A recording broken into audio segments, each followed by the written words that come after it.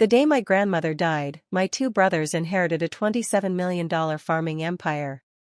I inherited 83 acres of dry, cracked land that everyone in town called Dead Field. 8 months later, the same people who laughed when they heard my name offered me $42 million to give it back.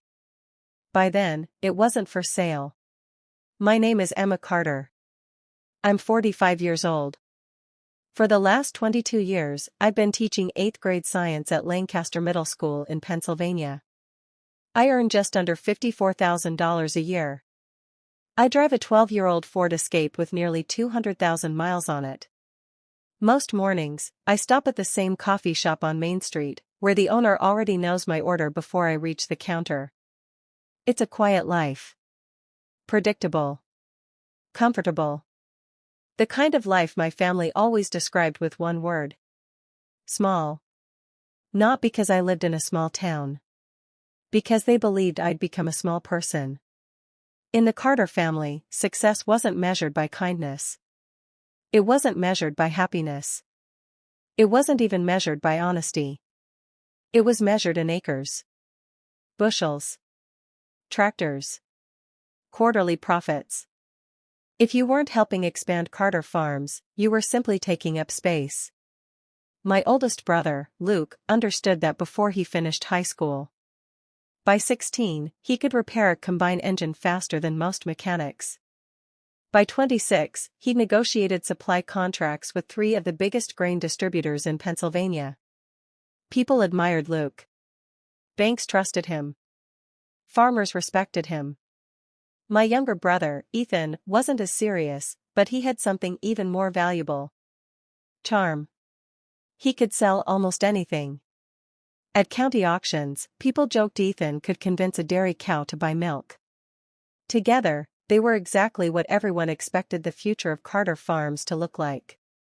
Then there was me. The daughter who loved biology instead of business. The girl who spent afternoons reading books under old oak trees instead of riding tractors. The only Carter who left the farm for college. I earned a degree in environmental science before deciding I wanted to teach instead of chasing money. The day I accepted my first teaching job, my father looked across the dinner table and sighed. "You've got your grandmother's heart." He paused. "And that's probably going to cost you everything." I didn't answer. At 23, I still believed love could change people. By 45, I knew better. The strange thing is, the only person who never treated me like a disappointment was my grandmother. Margaret Carter. Around town, everyone called her Maggie. She stood barely 5'3". She baked the best apple pie in 3 counties. And despite looking like everyone's favorite grandmother, she was, without question, the toughest person I'd ever known. Long before women regularly ran businesses in Lancaster County, she had built Carter Farms alongside my grandfather from nothing. She balanced books. Negotiated land purchases. Settled disputes between neighboring farmers. She remembered every employee's birthday. Every anniversary. Every child's name. My grandfather built tractors. My grandmother built loyalty. Even after Grandpa died, employees still said they worked for Maggie. Not Carter Farms. Maggie. When I was little, she used to take me walking every Sunday evening. Not through the profitable fields. Not near the dairy barns. She always chose one place.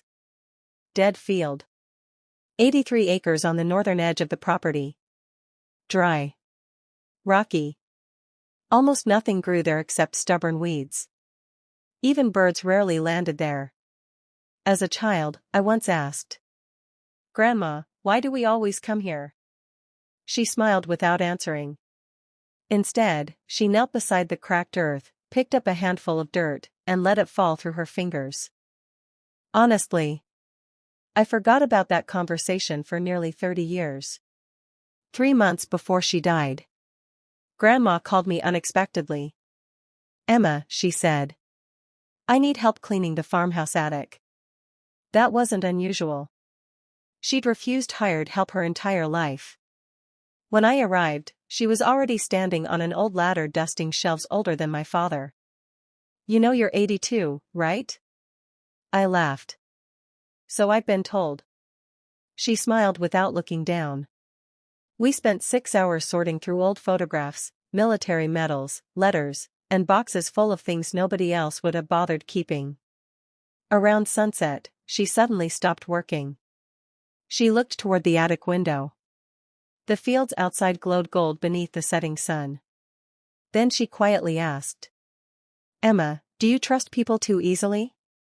The question surprised me. "I don't know." "I do." She nodded. "And it's beautiful." Then she looked directly into my eyes. "But beautiful things need protecting." I remember laughing. "Grandma, that sounds mysterious." "It is." Before I could ask another question, she changed the subject. Looking back, I think she wanted to tell me something. I just wasn't asking the right questions. 2 months later, she collapsed while walking from the barn to the farmhouse. Massive heart attack. The ambulance arrived in 11 minutes. Doctors tried everything. She never regained consciousness. The funeral brought nearly 700 people.